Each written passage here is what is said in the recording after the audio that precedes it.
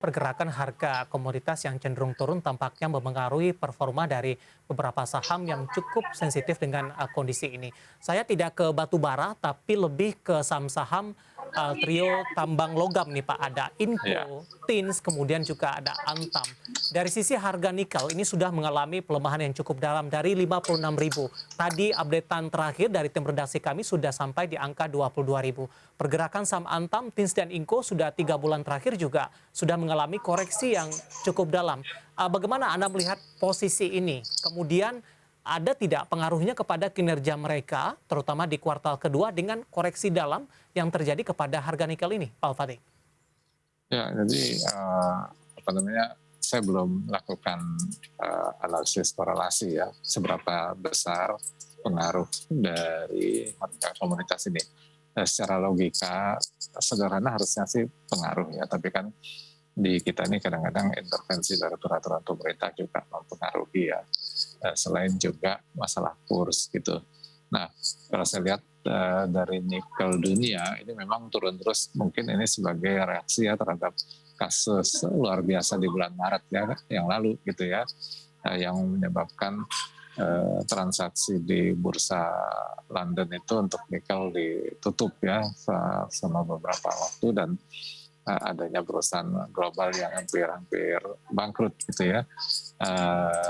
Jadi saya rasa ini satu satu reaksi karena secara apa namanya dari tahunan mungkin kisarannya itu kan antara 15.000 sampai 30.000 ya. Jadi kemarin itu kan sempat sampai 100.000 ya. Jadi mungkin ini sekarang sedang mencari keseimbangan baru.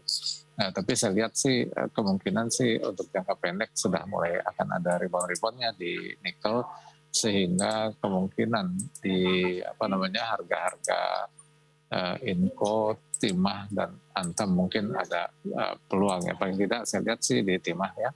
Ya. Timah ini juga udah di daerah-daerah support, dan dari pola transaksi 2 hari terakhir ini Oke. mungkin akan ada rebound. Apakah sudah direkomendasikan untuk masuk, Pak Al-Fatih? Kebetulan ada beberapa pertanyaan nih Pak terkait dengan saham yang ada di sektor ini, terutama untuk Antam, Pak Al-Fatih. Saya akan coba sapa ini Bapak Bob dari Jakarta. Minta bahas saham Antam bisa masuk di harga berapa, support dan resistennya. Kemudian Antam juga ditanyakan, saya akan coba cek terlebih dahulu. Bapak Andi dari Makassar, analisis potensi rebound dari saham Antam sudah masuk di 2090. Analisis singkat untuk Antam, Pak Al-Fatih, dan rekomendasi Anda? Ya, kalau Antam mungkin memang sudah daerah-daerah yang sangat over ya. Hanya saja kalau secara teknikal sih mungkin belum ini ya, belum biasanya kita memang kalau teknikal itu nunggu dulu nih konfirmasi apakah harga sudah mulai tertahan dan kemudian rebound ya. Kalau secara fundamental kan bicaranya adalah valuasi ya. Nah, saya yakin sih kalau valuasi dengan harga-harga sekarang ini relatif sudah menarik gitu ya. Tapi kalau secara teknikal, kalau untuk Antam ini mungkin masih butuh konfirmasi kenaikan ya. Jadi di awal tahun itu kan konsolidasi besar di 1930 sampai dengan 1700. Ya. Nah, di area-area itu mungkin Antam ini akan konsolidasi dan mulai adanya pergerakan-pergerakan gitu. Jadi mungkin kalau akan masuk itu secara bertahap, jadi jangan langsung sekaligus banyak ya. Jadi bertahap, nanti kalau turun lagi bertahap lagi, katakanlah tiap turun 5% kita masuk 10% dari rencana kita gitu. Jadi ketika dia turun cukup jauh gitu, secara rata-rata kita udah diuntungkan ya, ada potensi untuk upside-nya. Pak Al-Fatih, sebelum melihat saham-saham pilihan apa saja yang Anda rekomendasikan, di tengah pergerakan indeks harga saham gabungan, volatilitas yang ada, range yang cukup sempit, bagaimana Anda melihat peluang dari sektor pertambangan batu bara, teknologi, kemudian juga perbankan? Apakah ini termasuk kepada sektor pilihan di tengah asing cukup gencar keluar dalam sepekan terakhir, Pak Al-Fatih? Ya, kalau perbankan saya lihat sih masih konsolidasi ya. Jadi apa namanya, tadinya kan diperkirakan akan ada kenaikan suku bunga oleh BI ya. Jadi itu biasanya kenaikan suku bunga itu satu hal yang positif buat perbankan, tapi ternyata kan enggak. Jadi akhirnya konsolidasi gitu ya perbankan. Kemudian untuk saham apa lagi tadi sektornya? Batu bara, Pak. Ya, Pertambangan. batu bara. Hmm. Ya, batu bara ini akan di global ya masih konsolidasi juga ya. Jadi memang masih di harga-harga tinggi ya. Nah, sedangkan yang menjadi persoalan untuk batu bara ini adalah aturan-aturan pemerintah gitu ya, yang kadang-kadang mempengaruhi pergerakan harga sahamnya gitu. Kalau saya lihat sih masih konsolidasi dan mengalami tekanan dari awal Juni ya, tapi bisa dikatakan sih belum menjadi satu tren turun ya untuk untuk batu bara ini. Seperti misalnya PTBA ini kan Ya. dia rebound ya dari level-level 3650 gitu. Memang apalagi kemarin itu kan setelah pembagian dividen yang cukup besar ya, ada gap down gitu ya. Jadi ini reaksi penyesuaian gitu ya. Kemudian Adaro juga udah tertahan lah dalam 2 minggu ini di sekitar 2950-an gitu ya. Ya. Hanya memang udah turun dari awal Juni gitu ya. Baik, kita beralih ke teknologi, Pak Al-Fatih. Ya, teknologi sahamnya apa tuh ya? Jadi lupa. Iya, mungkin Goto mungkin Pak yang menjadi penggerak dalam hal ini. Oke. Jadi Goto setelah turun jauh ya sampai ke angka 180-an ya, sekarang udah kembali ke 394 ya. Kenaikan yang terjadi dalam seminggu 2 minggu ini itu udah mau mencapai lagi harga-harga tertinggi yang ada selama ini gitu. Jadi memang ini agak gariskan ya, karena biasanya di harga-harga tertinggi itu akan memancing aksi jual gitu ya. Nah, saya lihat sih potensi untuk mencoba menguji harga tertinggi masih ada, tapi angka di level 400 ini kelihatannya level yang sering ya menghambat kenaikan lanjutan gitu. Pak Al-Fatih, sampai sejauh ini pertanyaan masuk di WhatsApp interaktif kami cukup banyak yang menanyakan saham-saham yang ada di sektor ini, Pak. Kita akan coba ulas satu persatu terlebih dahulu. Ke Goto terlebih dahulu, Pak Al-Fatih. Ada beberapa penanya yang masuk di WhatsApp interaktif kami. Saya akan coba sapa. Yang pertama mau menanyakan prospek Goto sampai dengan akhir tahun 2022, kira-kira menyentuh berapa dengan market cap yang begitu besar, apakah masih layak di hold? Sudah ambil posisi di 378. Saya akan coba cek ini, ada Tino di Pacitan, Jawa Timur ini. Kemudian Goto juga ditanyakan, Bapak Sugi di Bekasi. Goto 1 minggu ke depan ambil posisi di 384, terima kasih. Sampai akhir tahun dan 1 minggu ke depan Pak, ambil posisi di 384 untuk Goto. Kemudian yang satu ambil posisi di 378, Pak Al-Fatih. Ya, kalau untuk minggu depan atau beberapa minggu ke depan masih ada potensi kenaikan tadi. Tapi tadi saya sampaikan ada level ya di 400 yang sering kali mengganggu kenaikan ya. Dan berikutnya ada di sekitar 420 sampai dengan 435 ya. Hanya kalau ditanyakan untuk sampai akhir tahun, nah ini agak-agak sulit ya, tapi paling tidak ada support penting di 363 ya. Jadi mungkin ada koreksi-koreksi dan kemudian nanti 363 dia rebound lagi sebatas kalau akhirnya 363 ini tembus, maka kita bisa bilang bahwa konsolidasi atau tren naiknya mungkin akan sangat terganggu ya. Jadi level itu yang kita jadikan batas resiko.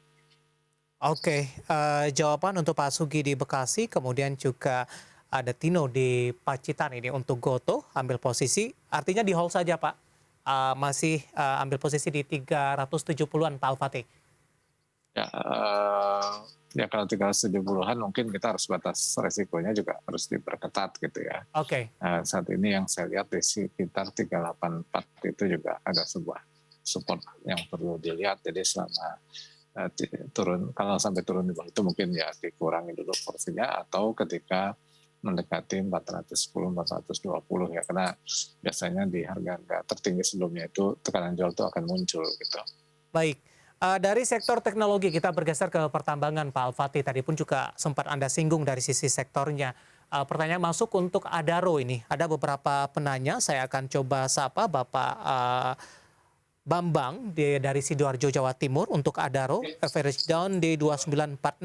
Besok apakah bisa menyentuh harga 3.100-an? Kemudian Adaro juga ditanyakan Bapak Taslim dari Jakarta. Terima kasih sudah bergabung bersama kami. Sudah beli Adaro hari ini 2960. Mohon petunjuknya untuk trading ini Pak. Analisis Anda untuk Adaro. Ya, kalau saya lihat sih dalam 2 minggu ini lebih cenderung konsolidasi ya, dengan supportnya di sekitar 2880, resistensinya di sekitar 3060 sampai 3100 gitu ya. Jadi kemungkinan sih akan rebound ya, menguji level-level 3050, 3100 tadi ya, bahkan kalau berhasil melampaui level-level ini mungkin akan menguji ke level 3200. Ya, tetap ya kita harus menjaga risiko dan konsolidasi dalam 2 minggu ini. Kalau sampai tembus di bawah 2880, Ya. Mungkin kita harus membatasi risiko karena tekanan jual bisa meningkat dan menekan harga sehingga mendekati 2700. Baik, dan tadi dari sisi resisten bisa ke 3.200 ya Pak ya? Ya, 3.100 sampai 3.200. Oke, kita akan coba jawab pertanyaan Pak Andre dari BSD Tangerang ini. Masih dari pertambangan batubara untuk Harum Pak. Sudah ambil posisi 2360 Pak Al-Fatih. Harum, sekarang Ya. ini udah 1.500-an Ya. ya. 1000. Cukup jauh nyangkutnya. Iya, lumayan nih. Kalau saya lihat sih ini ada konsolidasi di Oktober-November ya, antara 1480 sampai dengan 1650 ya. Jadi level ini mungkin jadi area-area konsolidasi berikutnya ya. Jadi kalau mau melakukan average secara bertahap mungkin di level-level ini, selanjutnya berikutnya ada support yang kuat juga di 1340. Kita akan coba lihat terlebih dahulu saham-saham pilihan apa saja yang direkomendasikan untuk perdagangan esok hari dan mungkin saja bisa menjadi salah satu referensi untuk Anda. Di antaranya adalah XL, direkomendasikan buy pemirsa dengan support dan resistennya. Dapat Anda saksikan juga di layar televisi Anda, 2640, resisten 2800, TINS 1475 hingga 1610, Telkom 4080 hingga 4200, sementara Tower juga direkomendasikan buy, supportnya di 1000, resistennya ada di 1040. Tidak terlalu lebar ini untuk Tower dari support dan resistennya. Ya, 4 saham pilihan yang direkomendasikan dan lagi-lagi keputusan investasi tetap ada di tangan para investor dan trader pasar modal Indonesia. Pak Al-Fatih, pertimbangan merekomendasikan keempat saham ini Pak, rangkuman singkat untuk saham pilihannya Pak Al-Fatih? Ya, intinya adalah secara teknikal ya, di saham-saham ini ada di level support dan ada potensi kenaikan ya, seperti itu. Karena kan rekomendasi ini sifatnya masih cenderung jangka pendek ya, karena kebanyakan pemirsa juga jangka pendek gitu ya. Oke, XL 2640, 2800, TINS 1475 hingga 1610, Telkom 4080 hingga 4200, sementara Tower ini 1000 hingga 1040. Ada beberapa emiten yang range-nya tidak terlalu lebar Pak Al-Fatih. Iya, jadi misalnya kayak Telkom ya, mungkin ada sedikit koreksi ya. Jadi data yang muncul tadi itu adalah data harga terakhir dan harga target. Jadi sebenarnya batas supportnya itu agak berbeda ya. Misalnya Telkom itu supportnya di 985. Tower ya, Tower itu di 985 supportnya. Targetnya di 1040 gitu ya. Kemudian Telkom lebih kurang sama lah ya, 4040 ke 4200. Kemudian Timah 1450, 1610, Excel 2610, 2800, sedangkan Unilever 4900, 5200. Mungkin yang agak ini tadi Tower ya, yang kelihatannya sempit sekali gitu ya. Baik, 4 saham pilihan yang direkomendasikan dan lagi-lagi keputusan investasi tetap ada di tangan para investor dan trader pasar modal Indonesia. Pak Al-Fatih, kita lanjutkan kembali menjawab beberapa pertanyaan yang masuk ini. Masih ada yang menanyakan Harum 1630, tadi juga sudah kita bahas. Kita beralih ke Pertanyaan selanjutnya ini saya akan coba jawab pertanyaan dari tidak menyebutkan nama dan lokasi, Pak Al-Fatih. SMDR Pak, sudah ambil posisi di 3.220. Bagaimana untuk besok? Apakah masih lanjut naik atau tidak untuk SMDR, Pak Al-Fatih? Ya, ini SMDR sudah di level-level yang menentukan ya, karena minggu yang lalu sempat agak lama dia tertahan di 3310 gitu ya, 3.300 hingga 310, dan kemudian akhirnya turunnya hingga ke 2770. Nah, sekarang mencoba di level tersebut. Kalau sampai gagal dan turun di bawah 3140, mungkin dibatasi dulu resikonya, nanti baik-baiknya di bawah 100 ya. Tapi kalau memang berlanjut ya di atas 3340 gitu ya, 3310, 3340, ini targetnya ada potensi ke arah 3640. Oke, tampaknya masuk di penutupan hari ini 3220 menguat signifikan di 10,65%. Potensi kedepannya level support yang bisa diperhatikan dan target price terdekat ini. Selanjutnya saya akan coba sapa Bapak Henry Kellen, ini dari Manado, cukup jauh, menanyakan saham Gosco Pak, GZCO, secara fundamental apakah layak investasi secara jangka menengah, Pak Fatih? Oke, kalau Gosco ya. Ya. Kalau dari PBV-nya sih masih murah ya, 0,8, PI-nya lumayan ya, 12,7 gitu ya. Nah, kalau dilihat dari data singkat ini sih harusnya sih masih cukup oke ya untuk Gasco. Tapi kan memang seperti saham-saham komoditas lainnya ini sedang mengalami koreksi ya. Tapi memang kalau kita lihat dari Februari Maret itu level-level rendahnya itu ada di sekitar 130-an ya. Jadi ini sudah di daerah-daerah support ya. Jadi ini ada potensi kenaikan, resistnya di sekitar 160 sampai 170 ya. Kalau menurut saya itu dengan batas risiko di 137. Baik, selanjutnya ada Bapak Joni dari Jakarta menanyakan saham Bumi Pak. Direkomendasikan masuk tidak? Support dan resisten berapa Pak Al-Fatih? Ya, Bumi ini volatilitasnya tinggi sekali ya, artinya risikonya tinggi sekali. Tapi saya melihat sekarang ada support di 65, selama tidak turun di bawah 165 masih ada potensi dia menguat kembali ke arah 72 sampai dengan 75 ya, seperti itu. Jadi batas risiko harus ketat di 65. Baik, kita beralih ke Bapak Santoso di Bandar Pacitan. BBTN nyangkutnya cukup jauh Pak, minusnya 21,67%, 1915.